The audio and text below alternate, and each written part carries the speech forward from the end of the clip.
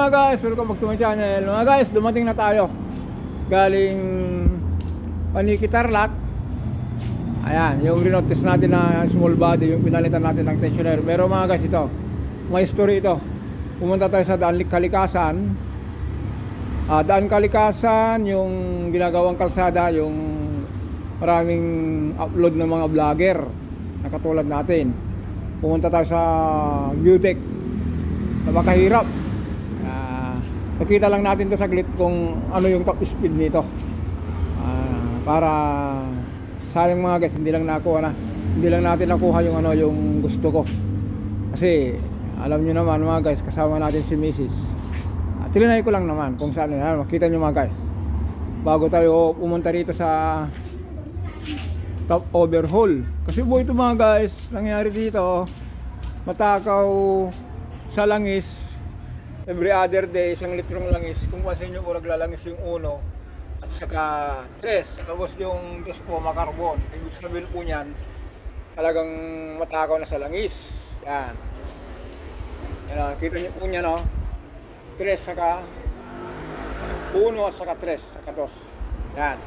Bago natin mag-usapan ito mga guys, tignan nyo muna yung, ano, yung ginamit natin kay, ano, kung ano yung ginawa natin kay, yan.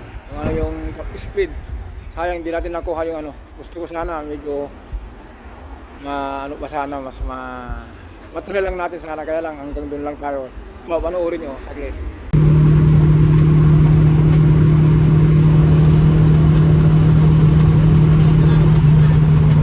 Yan mga guys, yan ang tinakbo niya.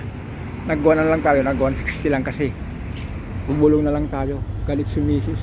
Hindi, ano lang po yun. Ilang try ko lang naman, hindi ko naman ano yun. Tinry ko lang po kung ano, sana sa susunod meron pa tayong ano doon. Kaya lang kasi hindi natin magawa yung gusto natin dahil yun nga, nakakatakot.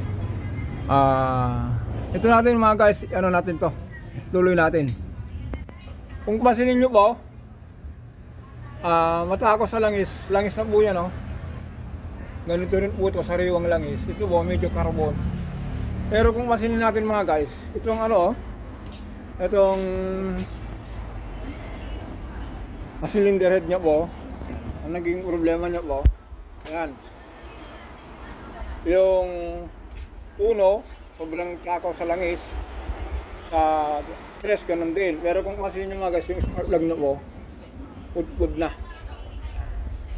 ganun din doon sa, ayan, kita nyo po yung spark plug, pud na. Pero mga guys, ito maganda dito gagawin natin.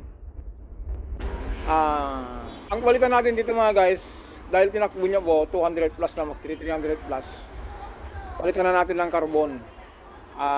Carbon head gasket, valve seal,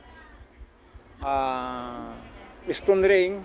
Pero kung rod bearing, wag mo natin palitan mga guys, kasi wala pa namang hindi pa namang gastado, maganda pa yung under niya, pino pa. Ang naging issue lang nito mga guys, yan, yung matakaw sa langis. Kaya sabi yung may-ari nito, sir, by Monday, bukas, umpisan natin to. Kasi yun nga po, nung Saturday, hapon ng Friday, umalis tayo. Yan, rinotice natin si ano, si small body natin. Ayan, yun lang po. Ulitin lang natin mga guys, abangan nyo po sa YouTube channel natin to, Just Automotive. At magpapasalamat rin tayo, nakuha na natin yung ano, yung 10,000 subscriber. Kahit ganito lang mga ila-upload natin, marami pa rin nagse-search, nagko-comment bad at saka good. Thank you po, dahil okay lang kung ano po yung nakita yung kamali ko po sa mga gawa ko, sabihin nyo lang po para may tuwid natin ang mga bagay-bagay. Ganun lang po. Thank you po sa mga umabot na tayo ng 10,000 subscriber. Thank you po. Abangan nyo po ito mga guys. Ito,